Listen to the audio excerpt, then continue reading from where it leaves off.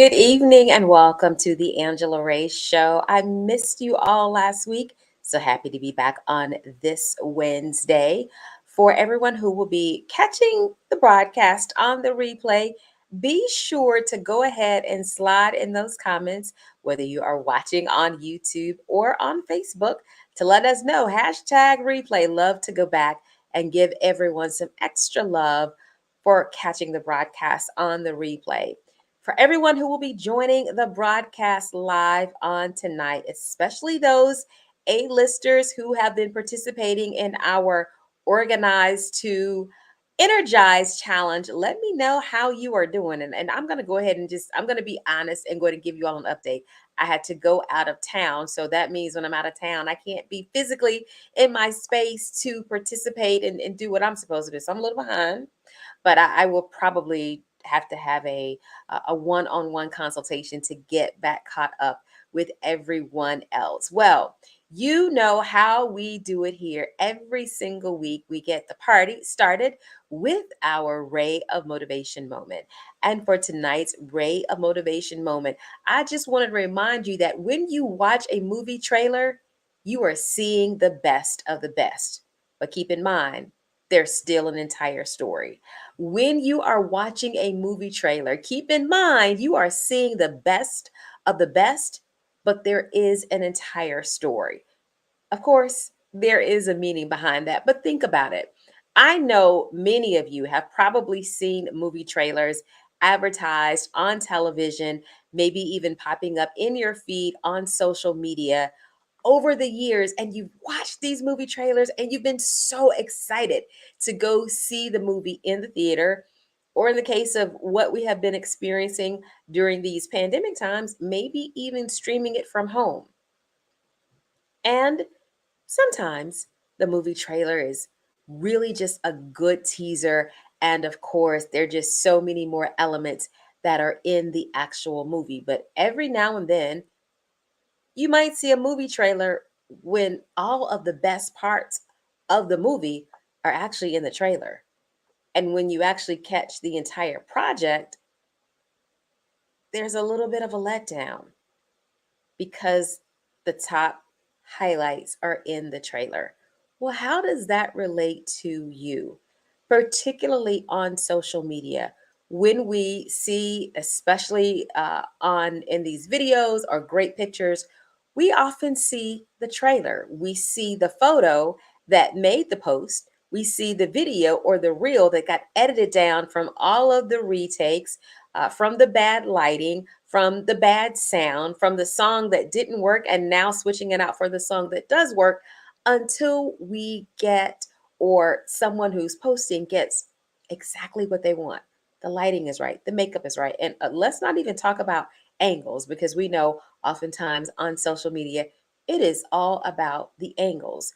But aside from filters, because we know filters are real, aside from those angles, aside from the 50 million attempts that it may take to get just the right picture, there's that highlight reel.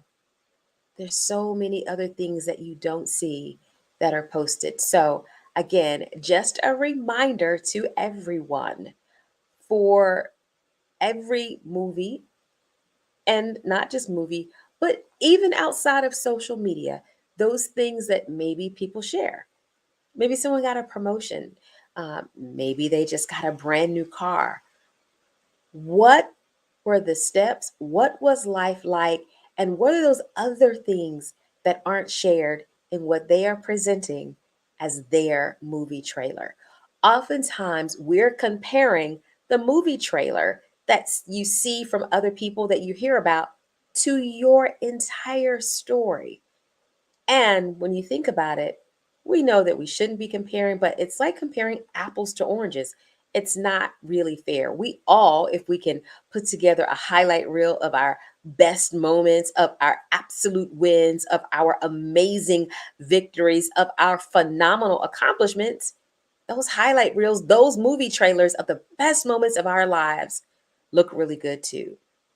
So keep in mind, when you are watching a movie trailer, there's still an entire story, still an entire movie that basically that trailer has been taken from. And that is tonight's Ray of Motivation moment. Well, as I mentioned just a little bit earlier, we are still in the midst of our Organize to Re-Energize challenge.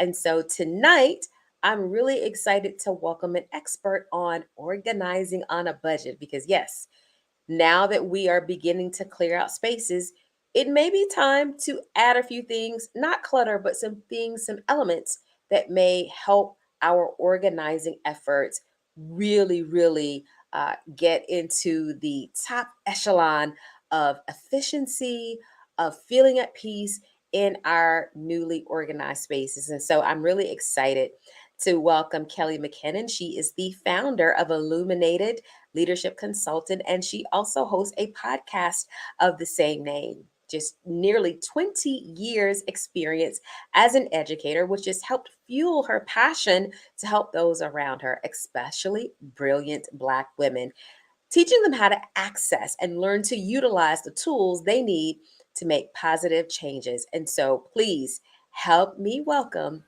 Kelley. Kelley, thank you so much for being on the show tonight. I am super excited to be here. Thank you for having me. As I was reading in your intro, you are an educator. However, you have pivoted a bit and you've been helping people not only organize, but organize on a budget, as your Instagram name suggests. Keep calm with Kelley. How did you get started with that? So, first of all, the budgeting came in. You mentioned I have almost 20 years experience in education, and where I am from, we don't have a teachers union, and so states can do whatever they want with the education budget and how they pay teachers. So I have been managing on a teacher's salary for a long time. And that doesn't stretch as far as some people might think it might stretch. And after getting married, my husband and I actually went through the foster care certification. And we had a child here, a child there. And then with our sons, we got a whole set at one time. So we went from two people in the household to five people in the household overnight. And so you really have to learn how to adjust your spending, what's essential, where priorities need to go, how you're saving, and even the things you need to be looking for and pitfalls you might come into when you go from just two adults who can kind of do whatever they want to two adults and school age children who need school supplies and field trip money and accidents that might happen and whatever else comes along the way. And so over the years with parenting and learning how to just navigate for myself and then as a couple, navigating that budget has been key. Organizing, I think I've been doing that since I was little. Because I love teaching, I love a good color coded thing. I love grouping things. I like planning for things. So organizing on a budget really just kind of fall into the things that I have been doing every day for the past 20 years. Wow. Okay. And as I mentioned a little bit earlier, we're in the midst of a challenge right now. It is our organize to re energize because when we are organized, I think we all instinctively know this, whether or not we are operating in the best of organization in our living spaces or in our workspaces or even in our vehicles. We know what it feels like to have everything in just the right space. However, we don't always find ourselves in that space. And we are on week 3 of this challenge. And so I know as people are beginning to kind of purge and get rid of some things, while getting rid of things is a great way to feel that woosah in our space. Maybe it's time to add a few elements. Definitely don't want to hoard again, but add a few elements that may help us to get not just better organized, but for our spaces to actually look and feel well. So, what are some tips that you may have for people being able to organize on a budget? Yeah, so it sounds like you have done kind of the very first part of that since you're in week 3 of this challenge. You can't organize clutter. So If you don't need to touch it again, it goes in the trash. Um, as I mentioned, I live in a house with now 4 boys, and the youngest is 14. I don't have as much control over what stays and goes because I'm not fighting those battles, but that's a topic for another topic for another day. But when you're organizing things, I think the first step you guys have already started on is purging and getting rid of things that you don't need that don't serve you. But then the very next thing before you spend any money is shop your house. um, what are some of the items that you maybe have sitting in a curio cabinet or sitting in a hutch or in a pantry cabinet? A really nice glass bowl, a fancy basket, things that you're saving for something special or you only pull out for special occasions that would actually look great in your space now. If they're just sitting unseen and unused, then they're not, bringing any joy and adding any value really. So pull those things that you really love that can hold things, container things, and start there. So shop your house is probably the first thing I would say when you're talking about a budget. And then the next thing I would say about organizing on a budget is really knowing what the highest leverage, this is one of our education terms, so highest leverage action steps. So what is the routine that is going to be most impacted by organizing? um, if you don't cook very often, then don't spend your first dollars organizing your kitchen pantry or organizing your spice drawer. If the pain point for you is getting you and your family out the door in the morning, then organize your station either out by the garage or right by the doorway, hall closet, whatever. Organize that space because then that will lead to some of that extra piece that you have and feeling re-energized that you mentioned. So organize according to the routines that are going to have the most impact first. So those are probably my two biggest tips for organizing on a budget. Because what happens is we hop to the container store or we get online on Amazon and we're like, oh, those are cute. Oh, that's really pretty. Oh, I could use some of these. And then you have boxes and boxes of things, and then you got to find a place to put those things. Yeah. If you don't if you don't already have a space lined out and know what you're going to be using them for. So know what you're going to be using your organizing items for before you even buy them. So shop your house first and then know what the routines you are that you need to change before you buy the items to organize your things. Shop your house. I love that because every time I clean out a closet or a drawer or even go to the back of my bookcase, like there was a book that I hadn't like actually verbalized the accusation, but I was really thinking someone took my book because I have 4 different bookshelves. And, as an author, I have tons of books. And I could not find this book for I'm talking, I'm going, how like you're like, oh, I might skip this book. I'm going through every single book and I couldn't find it. And when I completely emptied the bookshelf because I was getting rid of it recently, I found that book. So I was excited. I was glad it was there. But I think shopping your house is a great tip. Do you have you mentioned like the bowls that be maybe sitting in a cabinet. I will say I was about to sell some baskets a few weeks ago, and then I saw an organizing tip where you can actually take baskets, hang them on an inside of a door, and it's almost like a little storage pantry. And I was like, oh, I'm not going to sell these boxes after all. Do you have some other examples that maybe people aren't thinking? I would when I say I would have never thought to use those baskets and hang them on a door, it never occurred to me. But I would have been mad had I sold those, saw the idea, and then wanted to go out and buy new ones. That just sounds crazy. Are there some other things that people may not be thinking about that can be useful when it comes to keeping things organized that maybe they have lying around the house? Absolutely. One of my favorite things is if you've got the taller laundry hampers, plastic or fabric ones, plastic preferably, but fabric works. If you've got the taller ones, and we have boys, it's all boys in my house, so there's basketballs and boxing gloves. They make fantastic garage because they're narrow, they're tall and narrow, and you can stick cones, hockey sticks, jump rope. You can stick sports equipment in that, organize it by kid or organize it by sport, and all of that lines up neatly against the wall. They can pull it out in the yard, put it back in there, and it's done and out of the way. So you might have, if you've, rearranged a kid's room or something and you think, oh, I might should get rid of this basket.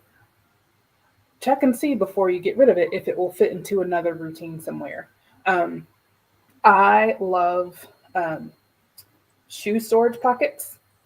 Those are fantastic in your pantry for sticking, especially if you have little packets of things. They make a fantastic space for if you have younger kids and you want an easy way for them to reach snack items that they're in and out of things for, and maybe pulling out of boxes if you want to just stick things there for easy access. So shoe storage, the hanging shoe storage pockets are great. They're also great for if you were like me and you might like accessories a lot. Uh, Right. not just shoes, but you can, if especially like for scarves or hair things, because they're clear. If you get the ones that are clear pockets, you can fold them neatly, stack them in there, and then that way you can see them all at one time instead of pulling them all out of a box, and then you have to take time to fold and Kelley, rearrange. get out of my closet. Just get out of my closet. And get out of my business. Yeah, uh-huh. I thought that might sound familiar to somebody. Yeah, pulling them all out. It's like I don't know when it was I had this revelation. Like, oh, if I don't have to pull them all out at the same time, then I don't have to keep cleaning this up, and then that Yeah. will make my morning go a lot smoother. It's like, oh, so yeah, so that maybe is the other thing when you're looking for, or before you buy, look for things where you can see and access maybe only one or two things that you need at a time, and everything else stays put. So you're not sorting through everything every time you open a drawer. Now, those are great tips. Thank you so much. And I'll probably be going back watching the broadcast myself and taking some notes. What are some of the biggest mistakes you see people make when they are trying to stay organized on a budget? I know you Um, may have mentioned one in terms of just, okay, I'm going to go shopping. I'm going to get it organized. Let's go to mhm. the Container Store, order some stuff on Amazon. So that was one that you mentioned. Yeah, that's that first one, is buying the things before you know exactly what you need. That's probably the biggest mistake. Buying the things before you know exactly what you need. Because if you don't assess what you need first, you don't know how big your storage containers need to be. You don't know how many of them you might need. And it's okay if you have one or two extra, maybe, after you've assessed, but so that you're not just buying willy nilly. Because do you have the extra money to be spending on that? We're talking about staying within a budget. So do you have the extra money to be spending on stuff? Do you have the extra time? Because we all know if you don't use it, then you either have to return it, you got to send it back, you got to drop it off at the UPS store, you got to walk into the mall somewhere, and heaven knows nobody needs to be walking into the mall because that's a trap for spending money again. So maybe the first one I would suggest is knowing what you need first. And then another big mistake is organizing without being able to see things, or organizing all the things and not being able to access what you need quickly. So you've got it all organized, but you've put all of your things into a cabinet or into a pantry or into a closet. But maybe your routine is you leave your shoes at the door, but you put your shoe storage all the way back down a hall somewhere. And so now every time you're trying to look for your shoes, are they in the front? Are they in the back? So not aligning your organization to what you actually need in order to function every day. I think that's one of the things that I learned from the education world. Teachers, especially primary elementary teachers, are fantastic at setting up stations for their students. So if you walk into a third grade classroom somewhere, you're going to walk into the room. There's probably going to be a bucket on each kid's table that has their pencil in it, their workbook in it, erasers, so that they don't have to get up and walk around the room and say, Miss McKinnon, I can't find this. It's all right there. So when you're organizing your front entryway, have a space for keys. In this day and age, have a space for masks, have a space for hand sanitizer for when you come in the door. And if that is not where you want your shoes to go, then don't leave a space for your shoes, but make sure there's a space for them somewhere else. Um, if you are in, one of the things is kitchen organization. So it might be cute to have your cookbooks on a stand on the counter, Mm-hmm. but if you look at your phone because you have your recipes saved on Pinterest, then don't use your counter space for your cookbooks. Use your counter space for your most frequently used utensils so that you're not rifling through the drawers every single time. One of the things that I do, I found is our stove is kind of in the center of our long row of countertops, and there's a drawer right next to the stove. And so instead of adding, you can have that random junk drawer in the kitchen normally, and instead of leaving that as the junk drawer, I cleared that out, and that's actually where all my spices live. So that they can lay flat in there. They all lay flat all at one time. So I can pull open the drawer, see what I need to find, pop it out, shake it in the pot, put it right back in there. And that's maybe the other thing. Pitfalls is what you're looking for is not handy. Okay. Um, you know, change can be challenging. We know that because so many people set New Year's resolutions, and by January 10th, it's like, I'll start next week. I'll start next week, and then, okay, whatever. Whatever. It's whatever. What are some things that people can do to stick with these changes that they're looking to make and getting organized and staying on budget with that organization? One thing I would suggest is organizing a specific area first.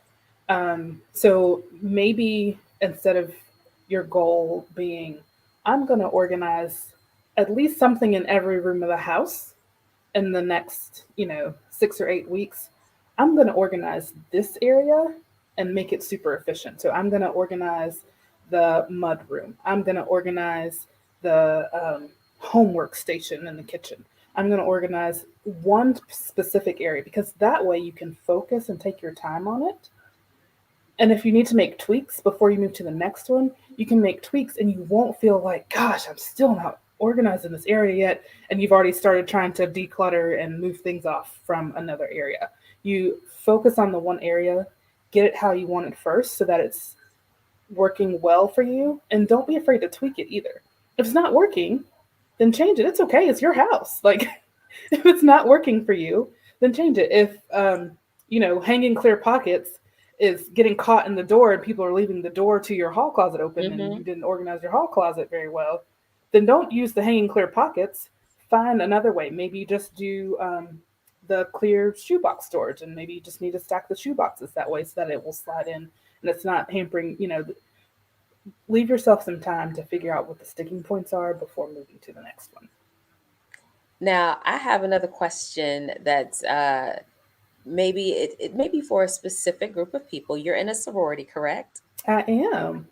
And so what I understand is, whether it's sorority, fraternity, the Links, the Masons, the Eastern Star, mainly the sororities. We even more so than the fraternities. We kind of bad. Um, we have so much paraphernalia We are and the most. We do t-shirts the and most. trinkets. What's a great way to keep those things organized while staying on budget? Because I know for me, sometimes every now and then I'm like, oh, now where did I get this T-shirt from, or what conference was this bag from? Yeah, I don't even know. Yes. So I may get a little heat for this, Uh-oh. but you do not need every bag from every conference, from every regional that you have ever been to. You can't carry them all, especially once you hit like that life member status.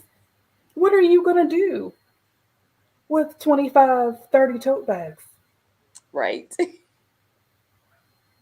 So the first thing is maybe we need to be really considerate about what we're keeping and what we're not keeping and what we're letting go of. Um, Bless the sorority sisters coming in behind you. What make goodie bags, put things together for raffles, whatever. There's no way you're ever going to touch them all again.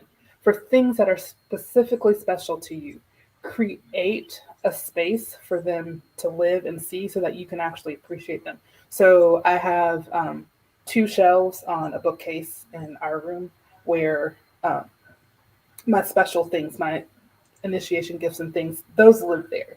A painting that my son made for me as kind of a congratulations gift, that lives there.